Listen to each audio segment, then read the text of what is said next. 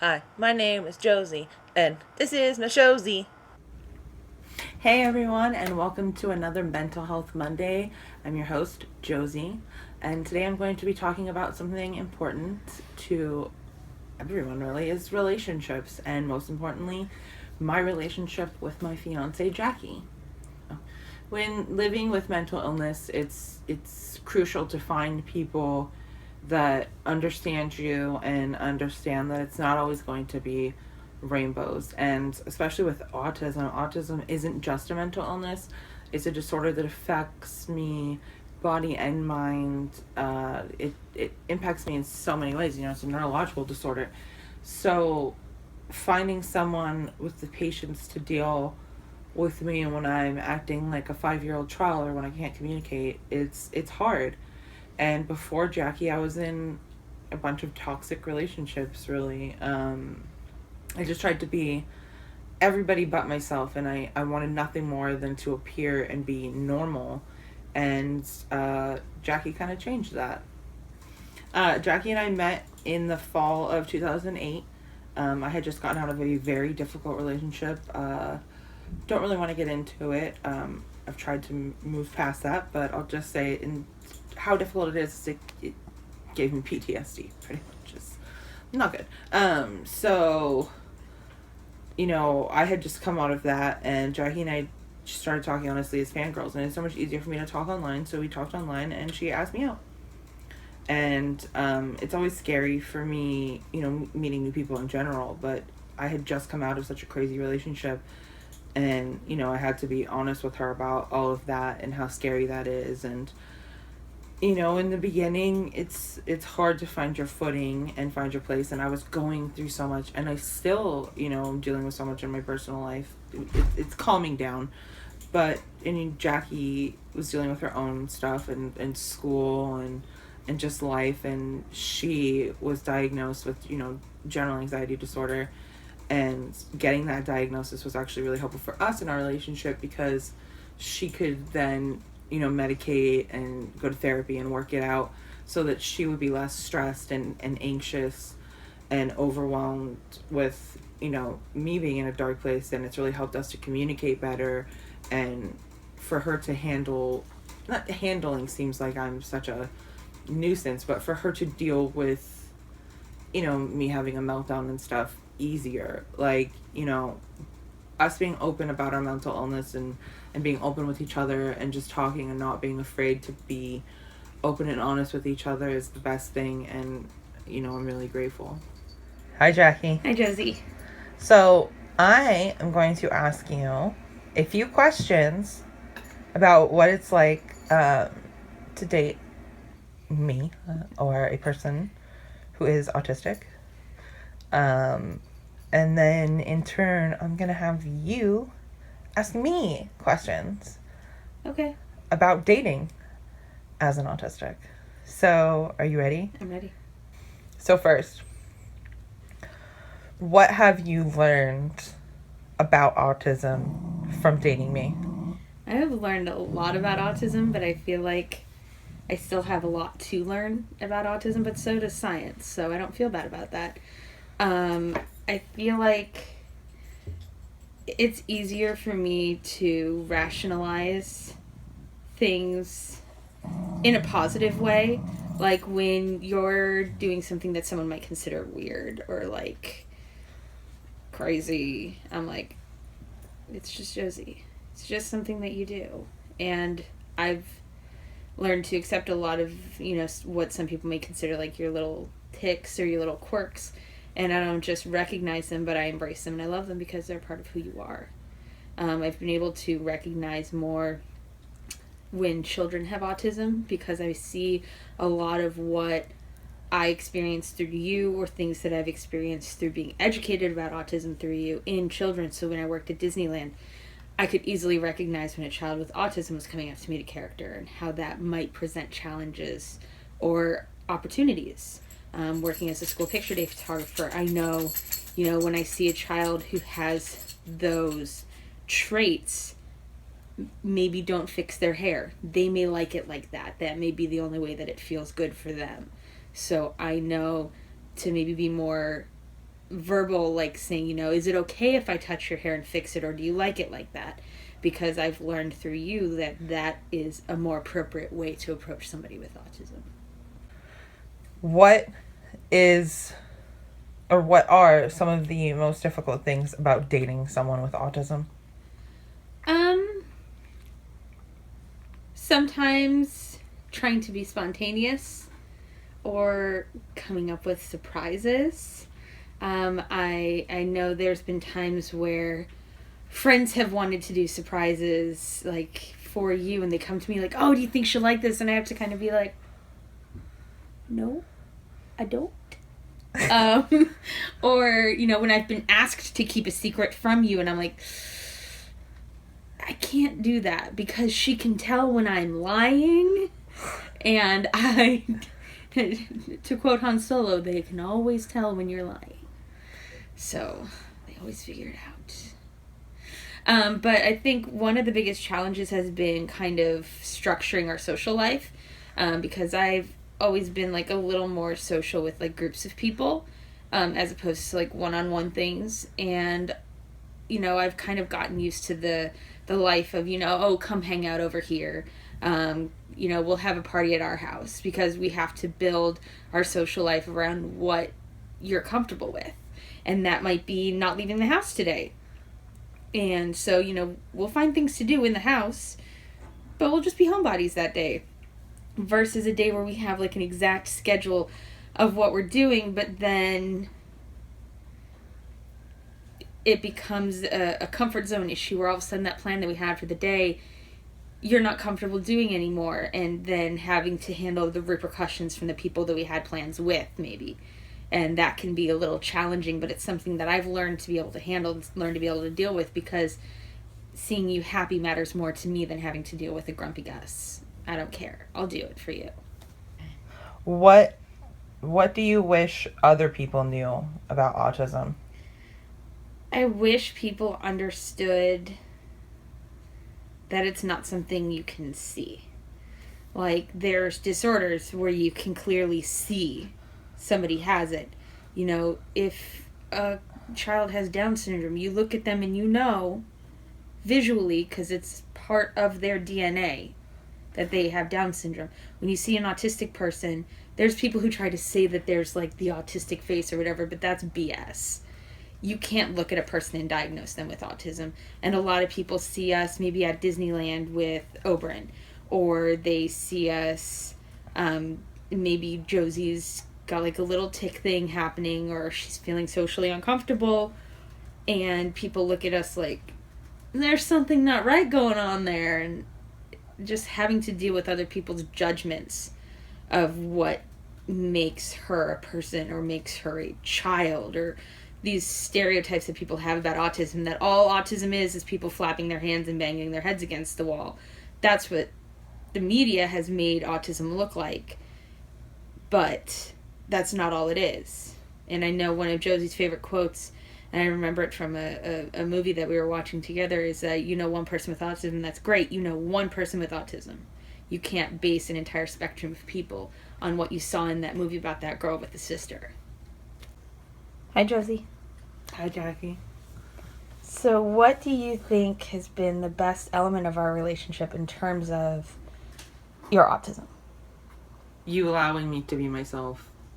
For most of my life, no one allowed me to be myself. It was always, you're too much, you're too loud, you need to tone it down. Everyone always made me tone it down. I always had to, dress fairly normal. And, in a way, I'm grateful to my parents for it, because I wasn't super sheltered, so I can't take care of myself, which happens a lot in the autism community. There's a lot of helicopter parenting. But at the same time, it's kind of harmful, because whenever it's really triggering for my social anxiety, because if I go out and I'm not normal, I feel like everyone's going to stare at me, and it's hard to move past that. And so with you've always supported everything I liked, and I have some crazy fixations like circus trains or dinosaurs. I mean, that's not crazy, but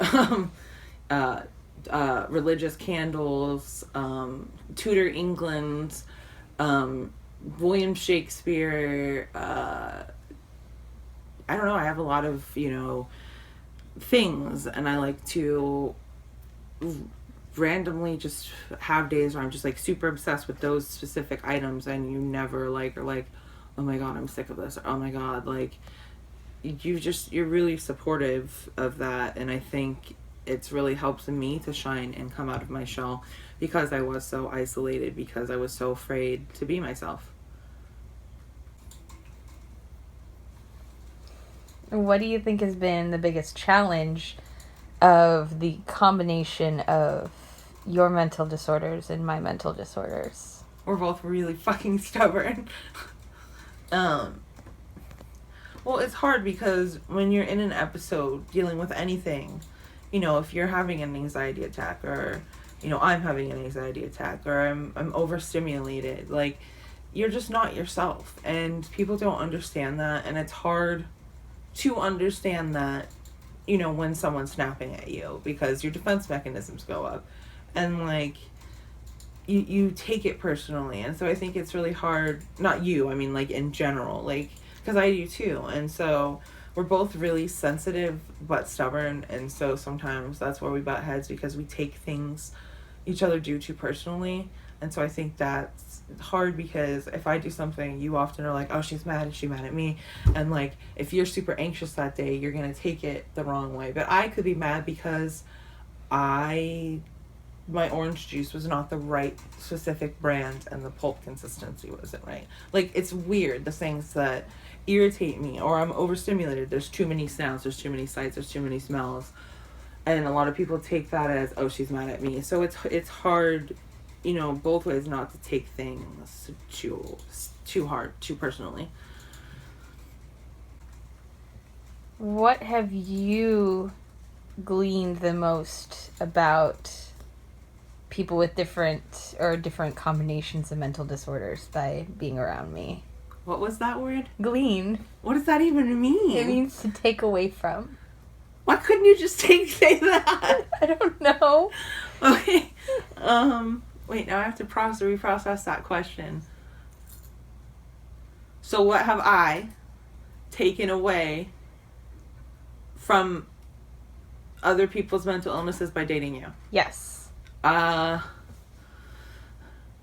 I mean, I've always been interested in the mind. Like, that's one of my other fixations, is how the human mind works. Like, I am obsessed with it. Like, I will psychologically evaluate everyone and everything. It's really bad because I've taken psychology and sociology classes, and I'm still taking them, and so I kind of tend to psychoanalyze everyone I know, because I compare myself to Siler from Heroes, because he would look at people's brains and absorb their powers, and so I like to do that with people. So, I mean, I've always been kind of hyper aware of observing people's tics, and like, oh, that person, they're dealing with something, they've got tics too. So like, I tried to take that in, but I think having to deal with it more often, like 24/7, because we live together and we're in such a committed relationship and we're engaged to be married, I have to face it all the time. Like, it's not something you can just push to the back of your mind. And I think that's something that people do with mental illness, is if you don't have to face it 24/7, you just don't accept it. And I think that's something that I wish for everyone, is just fucking accept it. People have mental illness. We have mental illness. We're different. We operate differently. Stop trying to make us operate in this normal mode. Yes, we should be safe and cared for and healthy and happy. But if people flap their hands, or if they want to watch a movie a bunch of times because that's their comfort, stop fucking judging people. And I think, dealing with you and your mental illness, I try to remember, it's hard to, because I am autistic, and I tend to only think about what I want to think about, with it's often called a selfish disorder. So it's hard for me to put myself in other people's shoes at sometimes, but then at the same time, knowing this person has this diagnosis, like you, she has this, it's easier for me to put that in my mind, you know? Like, it's easier, like, she has this, remember that. That is fact. That is fact right there. Because I always need facts. And so reminding myself of that fact helps me to handle other people's emotions, like yours.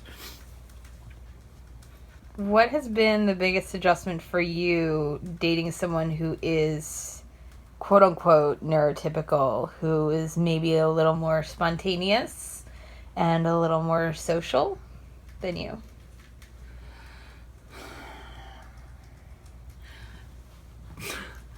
It's just hard to get anyone neurotypical to understand the autistic mind process because our brains are like wired completely differently.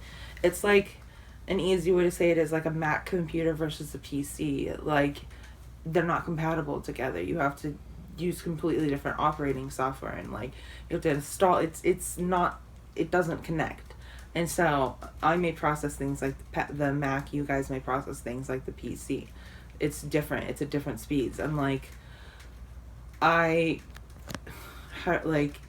autistic people like also process words differently. We process numbers differently.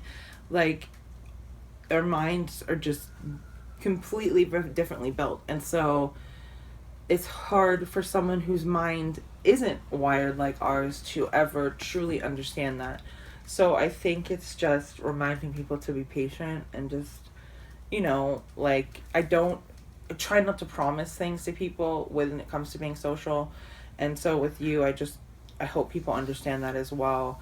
And like, we're pretty much a package deal. We have been from the beginning. We enjoy being around each other. And so you get one of us, you generally get the other one. So like, I mean, I try to go along and do things with you, but then you're also really independent. So you're fine. Like, if you're going to go to a photo shoot or do something, you're like, oh, it's okay, I'll go do it myself. But I mean, if I'm going out to hang out with you, I mean, I'll do it just because it's with you and I like being with you. Jackie. So Wait. Oh, So Jackie, so Josie. what frustrates you about me?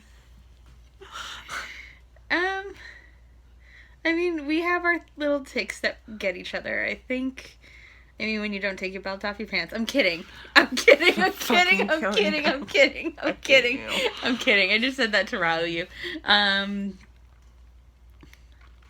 don't know. I love so She much. gets on me on that shit all the time. It drives me fucking nuts. One time. I mentioned it one it's time. Been like 5 times. No, it has been one time. I mentioned it to you and I mentioned it to Philip about his own. No, it was once. Whatever. It was once. What drives me nuts about you, the number one thing, is fucking puns. Fucking hate your fucking puns. Yeah. A real stinker. I put the PU in pun.